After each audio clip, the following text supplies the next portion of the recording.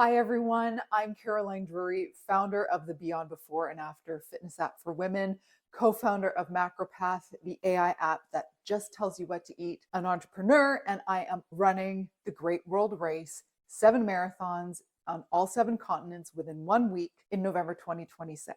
Today, we're having a cozy chat. You can tell by my turtleneck.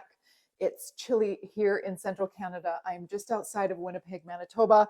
I've got my little pumpkin mug. I want to dive a little deeper into the mindset and the philosophy that got me to register for the Great World Race and what I hope to get out of it in terms of my mindset. People always ask, why? Why would you do that? And the shortest answer is simply because I told myself I couldn't. As the runners ran this race in 2024, I was riveted. I was watching the live feeds on Twitch. I was so enthralled that people would go around the world in 1 week and run on every single continent.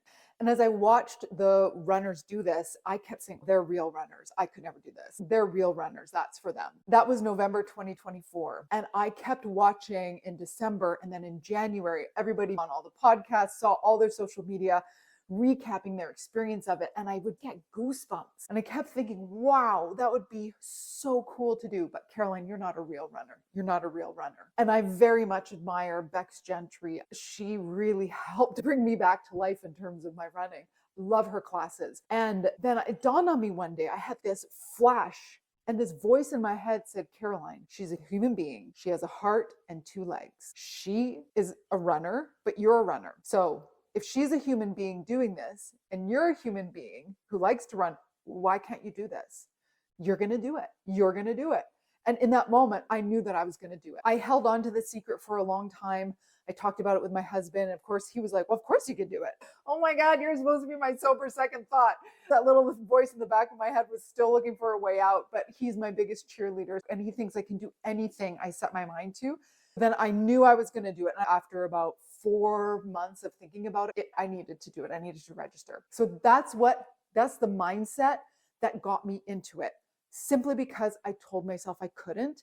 I don't know if anybody watching this knows my story, but I would encourage you to go to my Instagram and look at my before and after photos. Look at the photos of my journey. I have gone on a massive transformation journey over these 5 years. And what started out as a physical journey, just not wanting to feel so locked in my head, locked in my body, locked around food, became a physical transformation, but it's also become a huge mental transformation. And any kind of transformation, whether it's in business or in fitness, really is an inside job. There is an evolution of how we see ourselves, how we see our place in the world, how we process information, how we take steps forward, how we rebound from failures. These are all the things that I'm wanting to explore. And now that I'm deeper into my transformation or my fitness journey, layers of the onion are getting peeled back. And this feels like such a natural next evolution of my journey. Let's talk about that one topic, resilience. Pre-transformation journey, I really struggled with bouncing back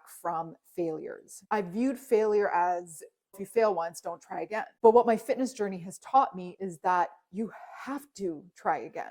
And that concept of failing forward is so apparent to me now, and how failure is actually learning. And that's something that I'm really looking forward to exploring more as I train for the Great World Race, is resilience. I'm going to have some big slumps. How do I handle those? Can I break it down step by step? What's the next right thing that I need to do? What's the next best thing that I can do to keep my training on track? But I also will have big highs. Can I stay humble? Can I keep my humility intact? Can I not get attached to too much ego or hubris? That's the right way to use that word in that sentence. That success I want to celebrate, but I also don't want to have it mean more than it is, because I will hit another low. And I also don't want to have the low mean more than it is. How balanced can I stay within the big highs and the big lows? That is something that I'm interested in finding out. Also, there's a concept in mindset work that I'm tied to fitness, actually for anyone, that I deeply believe in, which is, and I say this to my clients and my women in my app all the time, stop listening to yourself and start talking to yourself. As I do all the training to get to the Great World Race, I'm going to be spending hours inside my head on these runs. What is going to be going on in my head? Can I talk to myself instead of listening to myself?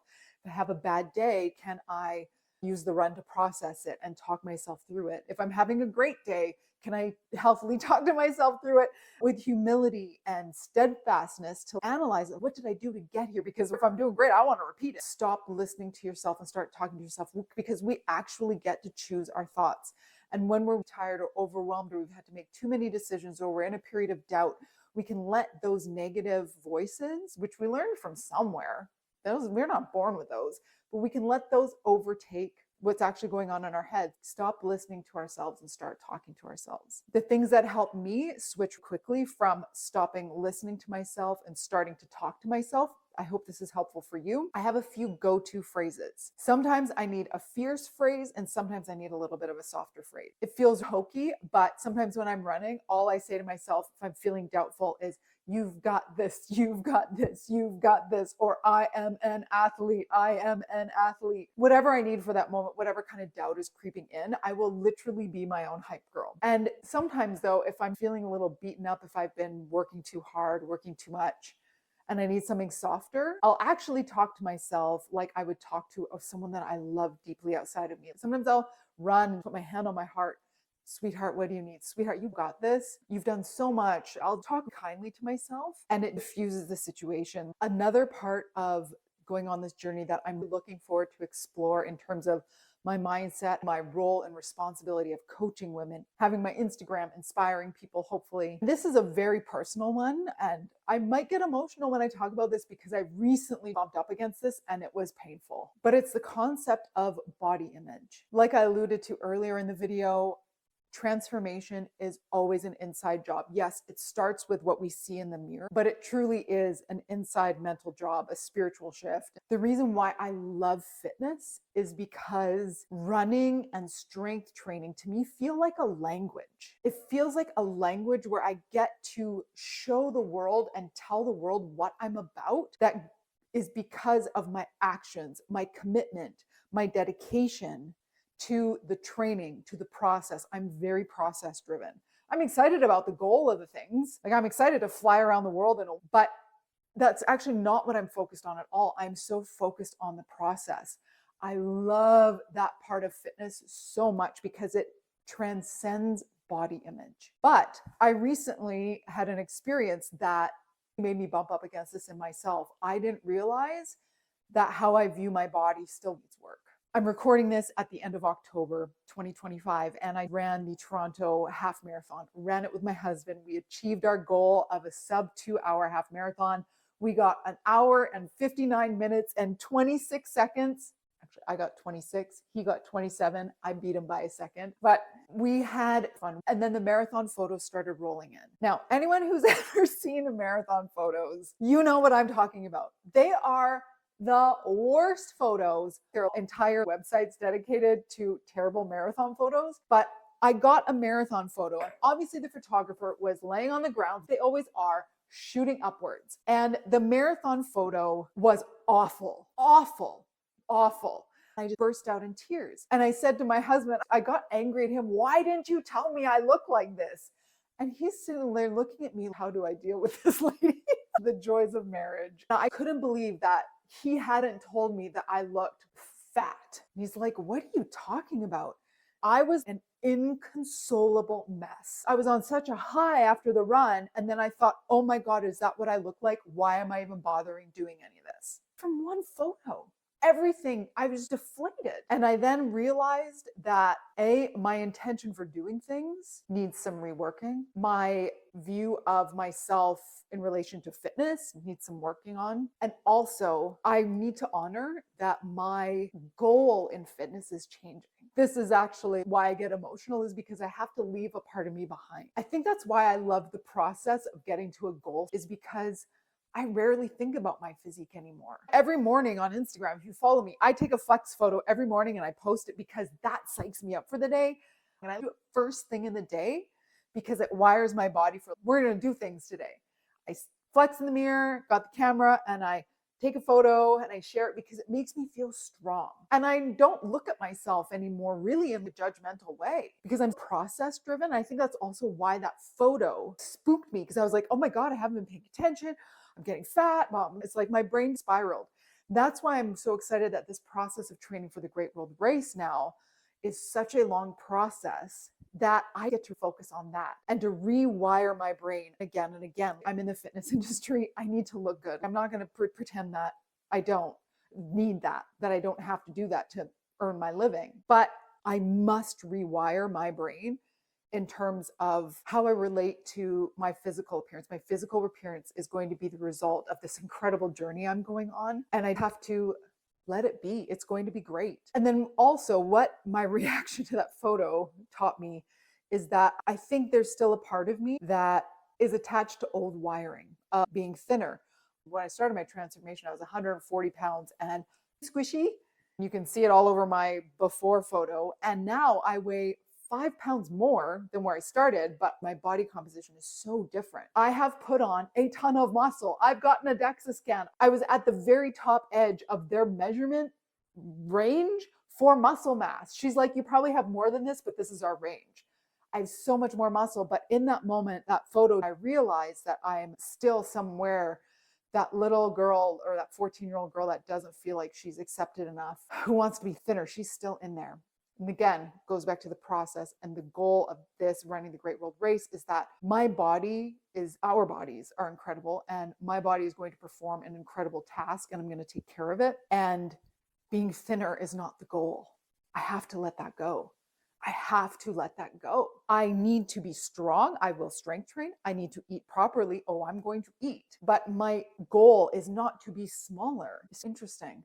This going through the Great World Race is going to challenge how I define myself, because this is an athletic endeavor. I am an athlete. I'm not a little girl who needs to be accepted and needs to feel thinner to be accepted. Total mindset shift. Total mindset shift. That's one I'm looking forward to and a little bit terrified of digging into, because my experience of that photo showed me I've got work to do here. And training for the Great World Race for me personally is going to be a great opportunity to do that. And I hope to talk about that more, because I know that it's something that so many women struggle with. And the last thing I'm going to talk about here is changing values, which actually kind of relates to what I was talking about. But when I started this transformation journey and started my business in fitness, it's very much about strength training and transformation and doing all the things to lose weight.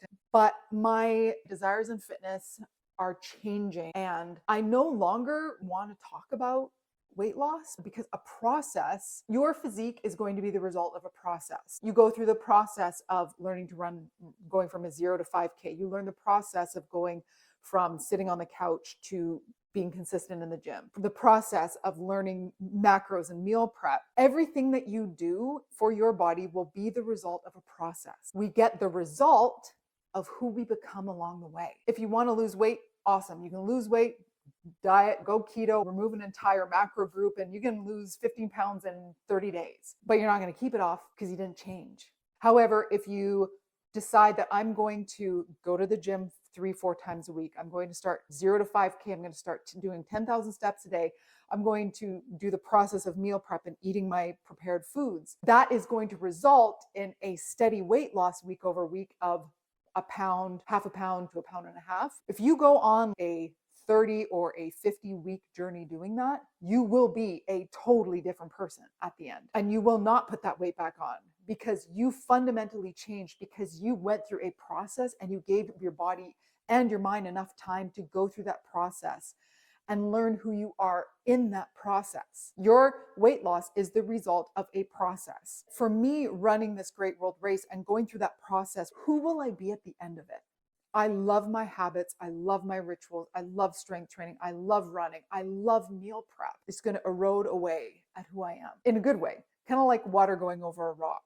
What will we discover? What will we discover? Because what we're actually looking for when we chase a goal is who we're going to become when we get to that goal. So that's another part of this, the mindset that I have going into this, and all the things that I want to share with all of you, because if you're still here and watching this, I know that there might be something, there's a whisper of something that you really want to do, but you've been denying it.